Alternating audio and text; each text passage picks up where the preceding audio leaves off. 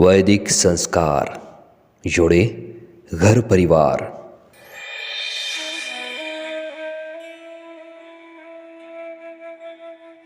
भगवान और भक्त का अटूट संबंध होता है। भक्त के बिना भगवान और भगवान के बिना भक्त की कल्पना ही नहीं की जा सकती।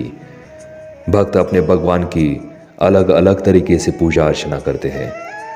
श्रीमद् भागवत पुराण और रामचरितमानस में भक्ति के अलग अलग पद्धतियों का विस्तृत विवेचन किया गया है।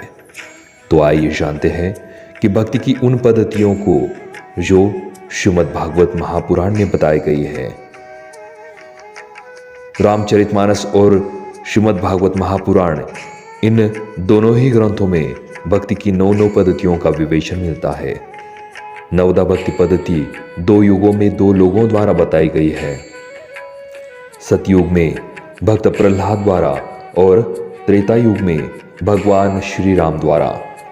इन दोनों की भक्त पद्धतियों में थोड़ा अंतर है। सतयुग में भक्त प्रहलाद ने अपने पिता हिरण्यकशिपु को, तो त्रेता युग में भगवान श्री राम ने माता शबरी को नवदा भक्ति पद्धति का उपदेश दिया था। प्रहलाद जी द्वारा कही गई भक्ति पद्धति श्रीमद् भागवत महापुराण के 7वें स्कंद के 5वें अध्याय में है। तो रामचरितमानस के अरण्य कांड में भगवान श्री राम ने माता शबरी को नवदा भक्ति का उपदेश दिया था।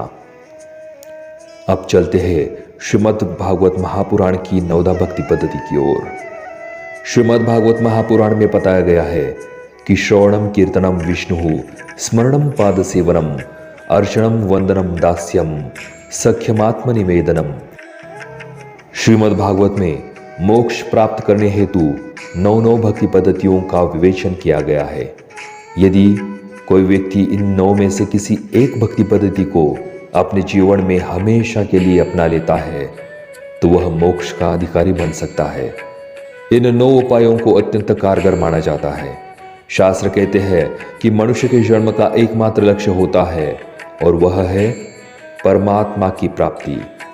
ऐसे में इन नवदा भक्ति पद्धति को अपनाकर हम ईश्वर को प्राप्त कर सकते हैं। तो आइए जानते हैं कि श्रीमद् भागवत महापुराण में नवदा भक्ति कैसे बताई गई है। पहला है श्रवण।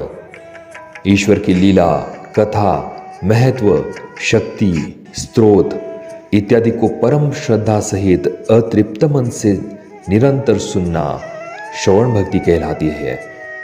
इसमें बाल श्री कृष्ण की अलग अलग झांकियां हमें देखने को मिलती है। इन झांकियों को सुनते समय मन ईश्वर प्राप्ति का अनुभव महसूस करता है। दूसरा है कीर्तन। ईश्वर के गुण, चरित्र, नाम, पराक्रम आदि का आनंद एवं उत्साह के साथ कीर्तन करना ही कीर्तन भक्ति कहलाती है। तीसरा है स्मरण। इस पद्धति में ईश्वर को निरंतर अनन्य भाव से स्मरण किया जाता है। इसमें परमेश्वर का स्मरण करना, उनके महात्म्य और शक्ति का स्मरण कर उस पर मुग्ध होना ही महत्वपूर्ण माना गया है। सूरदास की वे रही गोपिया मथुरा गए कृष्ण से कहती है, अखिया हरिदर्शन की भूखी। जब श्री कृष्ण हमारे साथ थे तो केवल एक ही कृष्ण हमें दिखाई देता था, किंतु आज हमारी स्थिति यह ऐसी है कि हमें सभी और कृष्ण ही कृष्ण दिखाई दे रहा है। चौथा है पाद सेवन। ईश्वर के चरणों का आश्रय लेना और उन्हीं को अपना सर्वस्व समझना ही पाद सेवन भक्ति कहलाती है। हनुमान जी की भक्ति पद्धति में हमें पाद सेवन भक्ति भी निहित दिखाई देती है। पांचवा है अर्चन। मन, वचन और कर्म द्वारा पवित्र सामग्री से ईश्वर के चरणों की पूजा अर्चना करना अर्चन भक्ति कहलाती है। इसमें मन, वचन और कर्म की शुद्धता आवश्यक बताई गई है। छठा है वंदन। भगवान की मूर्ति को अथवा भगवान के अंश रूप में व्याप्त भक्तजन, आचार्य, गुरुजन, माता पिता आदि को परम आदर के साथ पवित्र भाव से नमस्कार करना या उनकी सेवा करना ही वंदन भक्ति कहलाती है। सातवां है दास्य। ईश्वर को स्वामी और अपने आप को दास समझकर परम श्रद्धा के साथ उनकी सेवा करना दास्य भक्ति कहलाती है। हनुमान जी की भक्ति पद्धति में दास्य भक्ति को भी हम देख सकते हैं। हनुमान जी स्वयं को दास और प्रभु राम को अपना स्वामी समझते हैं। 8वां है सख्य भक्ति।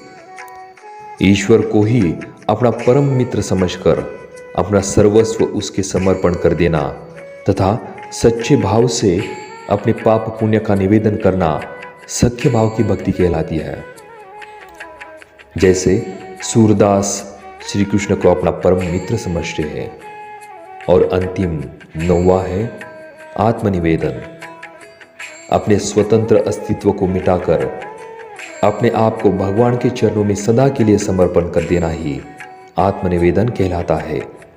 यह भक्ति की सबसे उत्तम अवस्था मानी गई है। इस पद्धति से श्रीमद् भागवत महापुराण में भक्ति की 9 पद्धतियों को विवेचित किया गया है। यदि कोई व्यक्ति इन 9 भक्ति पद्धतियों में से किसी एक भक्ति पद्धति को अपने संपूर्ण जीवन में उतार लेता है तो वह मोक्ष का अधिकारी बन सकता है।